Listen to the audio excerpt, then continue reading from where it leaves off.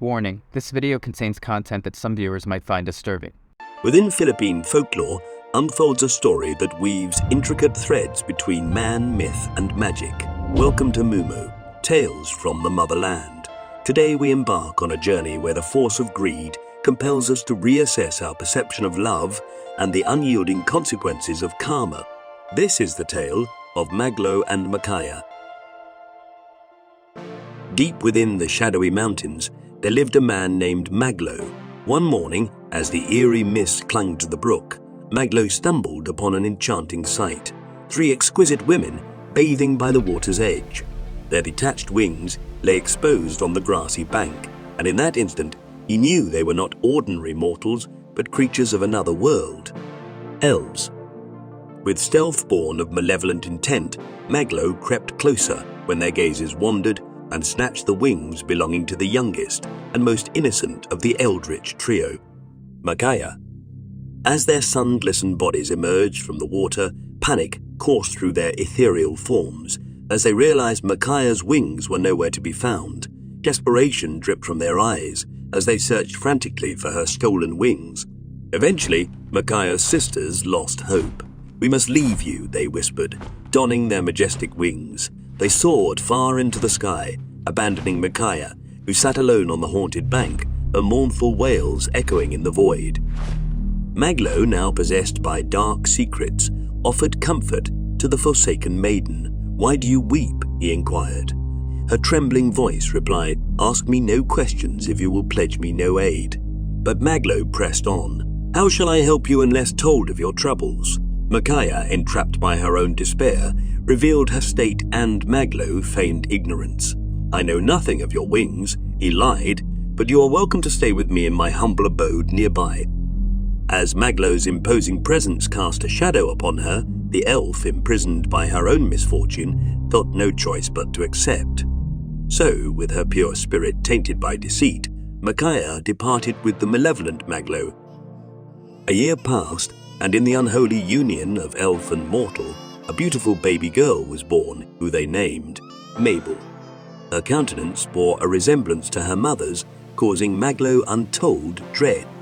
One day, as Maglo toiled in the rice fields, Mayaka finished rocking their child to sleep and came upon an ominous bundle, half concealed in the thatched roof. Mayaka, her eyes gleaming with curiosity, reached for the bundle.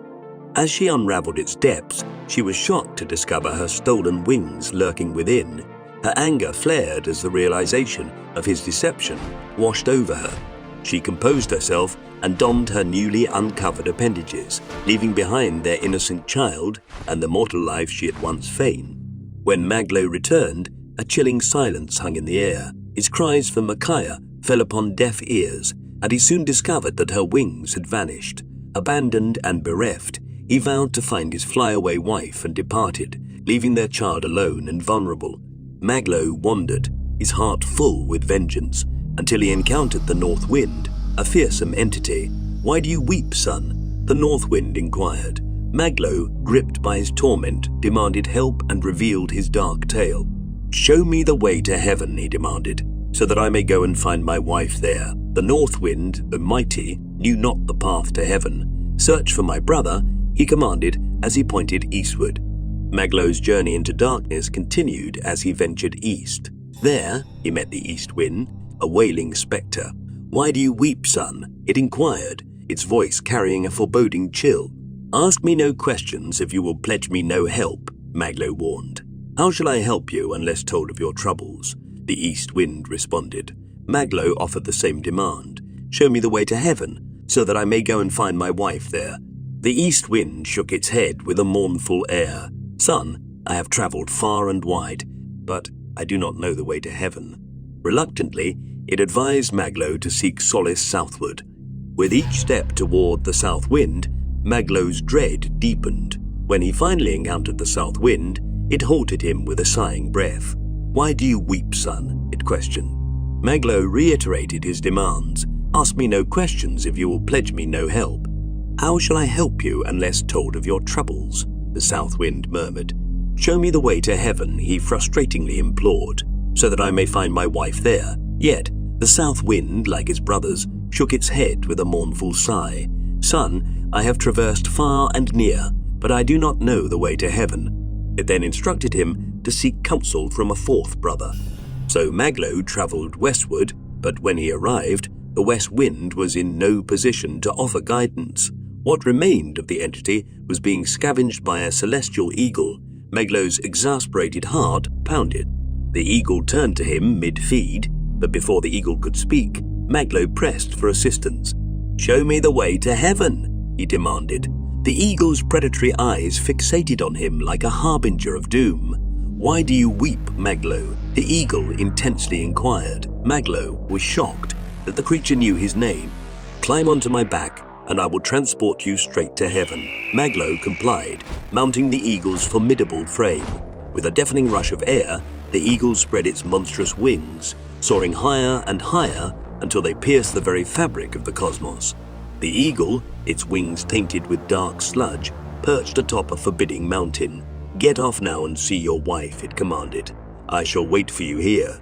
But the entrance to heaven was not what Maglo expected. It was a place where the concept of peace and salvation had been perverted into an eternal realm of suffering and despair, the very idea of transcendence, a cruel illusion. Maglo, trembling with trepidation, descended from the eerie mountaintop and ventured into the unknown. He followed the eerie pathways of the sky to Makaya's cursed abode. There, he found her locked in an embrace with her grandmother, a figure cloaked with rancorous intent. Maglo implored the old woman to release Makaya and allow her to return to Earth with him. Her eyes gleamed with wickedness. "You shall not take my granddaughter from me," Maglo cried. "I will do anything you require." "And everything," she delightfully replied as Maglo anxiously nodded. The old woman laid forth her demands. "You will spread 10 jars of sesame on the heavenly sand to dry and then gather them up again before the night's descent." Without hesitation, Maglo commenced the dreadful task, sowing the sesame seeds upon the accursed shore.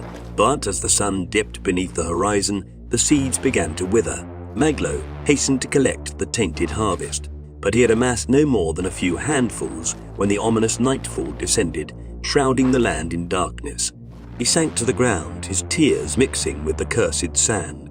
In the midst of his torment, a ghastly apparition emerged. It was the king of the ants, a malevolent sovereign of the underground. "Why do you weep, son?" the king of the ants inquired, its voice a sinister whisper that crawled through the shadows. "Ask me no questions if you will pledge me no aid," Maglo cautioned, his eyes reflecting the void within. The king of the ants reluctantly conceded. "How shall I help you unless told of your troubles?"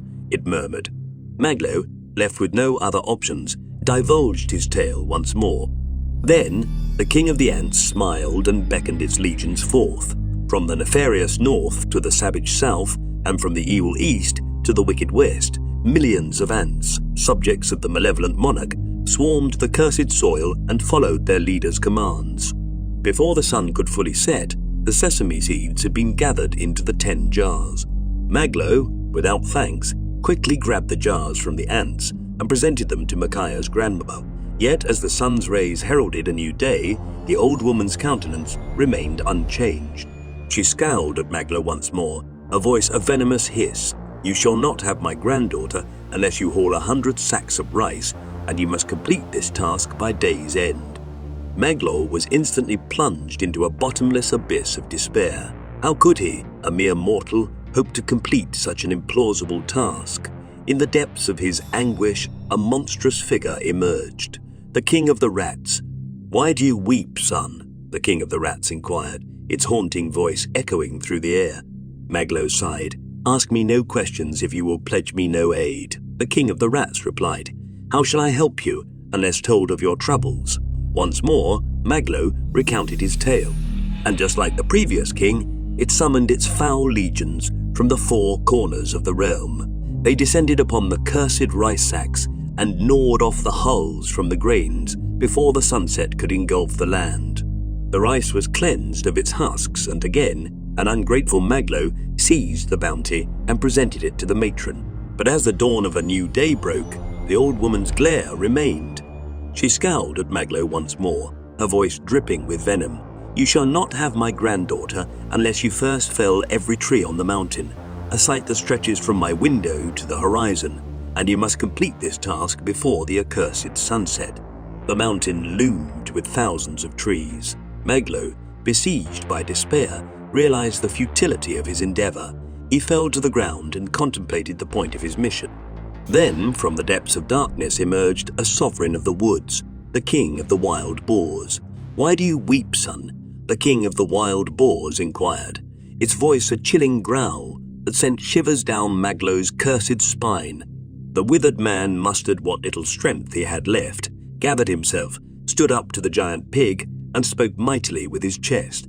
"Ask me no questions if you will pledge me no help." His eyes filled with determination. The king of the wild boars, cloaked in sinister shadows, reluctantly agreed. "How shall I help you unless told of your troubles?" it grumbled. Maglo, reinvigorated by his purpose, recounted his sinister tale one last time. The king of the wild boars, with a jolly nod, summoned its diabolical subjects, and they descended upon the forest, their sharp tusks tearing through the trees. When dawn broke, the once covered mountain was stripped of its foliage. Maglo, burdened by the weight of his dark pact, approached Makaya's malevolent grandmother for their final exchange. But this time, the old woman's glare was tinged with resignation. She scowled at Maglo. "Take her with you if you wish." Makaya, dazzled by her husband's persistence, her eyes now filled with longing, followed Maglo gladly. They embarked on their journey, climbed onto the eagle's monstrous back, and were carried away from the cursed heavens. Yet, what awaited them on earth was a fate worse than they could ever have imagined. With Makaya safely on the eagle's back, they departed from heaven, leaving the sinister grandmother behind, her malevolent gaze lingering like a curse in the night. The eagle's wings beat with a rhythmic, ominous cadence, carrying them downward toward the earthly realm. But as they descended, the world below twisted and contorted into a nightmarish landscape. The once familiar land transformed into a dimension of dread. Trees with grotesque, gnarled branches reached out like skeletal fingers, clawing at the darkened sky. The earth itself seemed to writhe in agony, the ground pulsating with black-hearted energy. The eagle's descent grew steeper, and a chilling mist enveloped them, obscuring their vision. Within the eerie mist, ghostly apparitions materialized, their hollow eyes fixed on Maglo and Makaya, their wailing souls echoing through the fog. In the distance, a tiny, shadowy figure emerged, a nightmarish entity, neither living nor dead. It stretched out a bony hand, beckoning them closer. The eagle's wings strained against an invisible force, as if resisting the entity's pull. As they drew nearer, the figure's true horror became apparent. It was the malevolent spirit of the innocent child they left behind, Mabel, a form twisted and contorted by dark magic.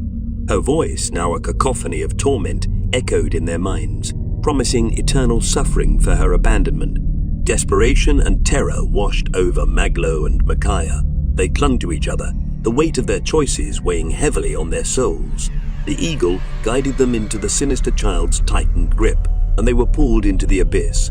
The world around them dissolved into a nightmarish void, and their screams merged with the chorus of lost souls.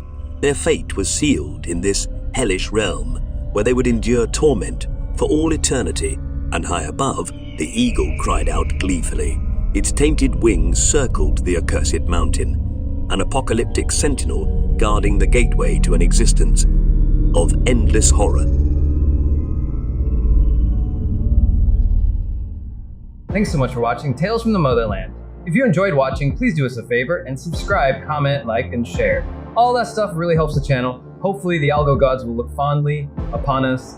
Check out the MUMU merch store. Links in the description. Don't forget to stay safe, and remember, be careful.